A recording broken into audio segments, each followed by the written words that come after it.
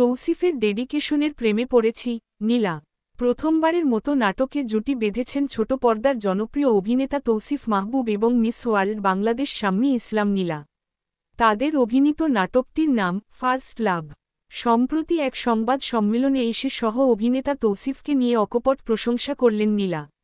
নীলা বলেন, তৌসিফ ভাইয়ের hardworking, dedication and ভিশনের প্রেমে পড়ে গিয়েছি। এক কথায় তিনি অসাধারণ একটা মানুষ। যখন দিন রাত 24 ঘন্টা কাজ করে মনে হচ্ছিল আর পারছি না, যখন দেখি এই মানুষটা বসে বসে সবাইকে বলছেন, হ্যাঁ এটা করো, এটা করো, এটা করো, এরপর আমার শট। আচ্ছা ঠিক আছে, নামাজটাও সুন্দর মতো মেইনটেইন করছিলেন। আমার মনে হয় আসলে এই জিনিসগুলোর প্রেমে এখানে প্রত্যেকেই পড়ে গেছে। তৌসিফকে অ্যামেজিং পারসন হিসেবে আখ্যা দিয়ে নীলা আরও বলেন, আসলে বুঝতে পারি না যে একটা মানুষ কত রকম বা কিভাবে বা একটা মানুষ কীরকম হতে পারে, কিন্তু তৌসিফ ভাইয়া, আমি বলবো যে অ্যামেজিং একটা পারসন।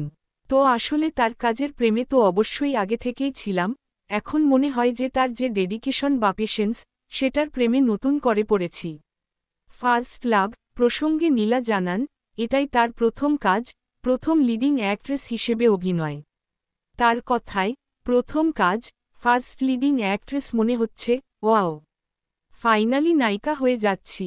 এখন নায়িকা পুরোপুরি হতে পারছি কিনা, সেটা তো অডিয়েন্স ডিসাইড করবে। কিন্তু লিড অ্যাক্ট্রেস হিসেবে আসলে সবসময় চিন্তাই করতাম যে, না, করলে নায়িকার ক্যারেক্টার করব আর না হলে কিছু করব না। এই কাজের গুরুত্ব তুলে ধরে নীলা বলেন, গুড থিং ইজ শুধু লিড রোলের ক্যারেক্টার না, একটা ভালো টিমের সাথে একটা ভালো কাজ হয়েছে। অ্যান্ড আবারও আমি বললাম যে, ফার্স্ট লাভ ভোলার মতো যেহেতু না, আমার মনে হয় আমি ভুলতে পারবো না যেহেতু আমার প্রথম কাজ।